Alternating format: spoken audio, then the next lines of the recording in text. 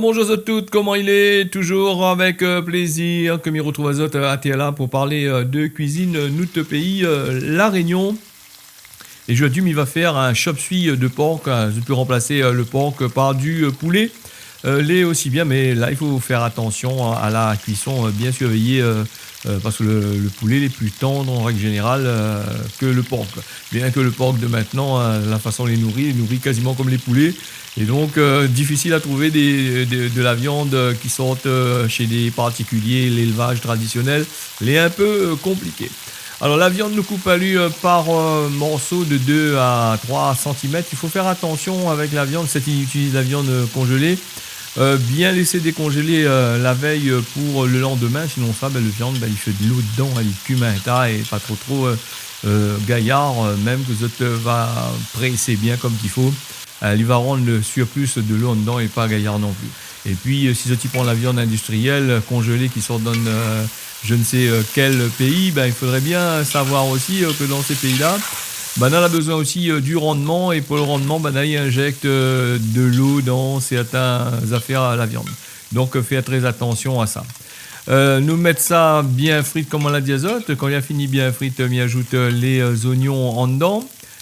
Comme Zot y voit à terre, les oignons, il faut achaler grossièrement. C'est pas obligé de, de couper finement, parce que ça fond dans les affaires.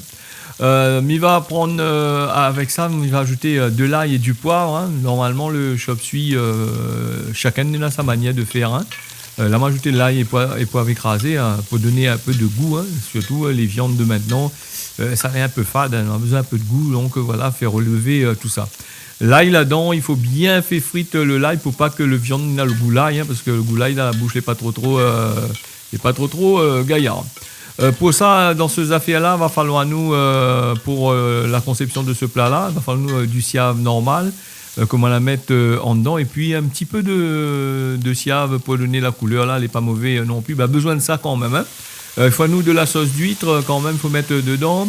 Il faut la sauce spéciale chop suey que tu peux trouver dans les commerces. Et puis pour les légumes, les pas compliqués, les légumes, c'est les légumes comme des courgettes que vous avez coupées en rondelles, comme ça l'a vu là-dessus, je vais voir dans un instant, des carottes, du chou-fleur, pas de pommes de terre, pas de pommes de terre dedans, parce que j'ai quand même pommes de terre dedans.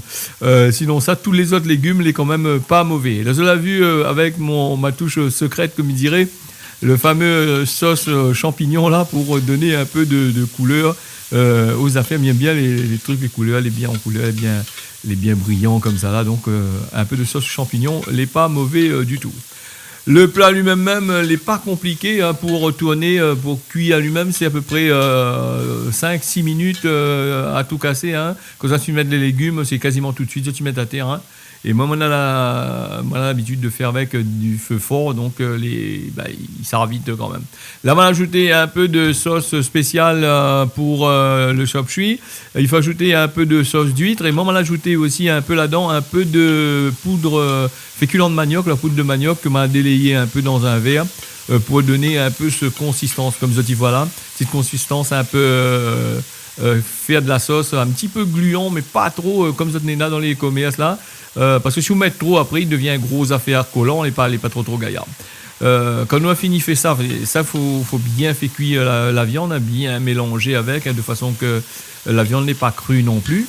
Et dans le temps longtemps, le chop suey lui-même, c'était quasiment à base de légumes. La viande, il fallait pas mettre beaucoup.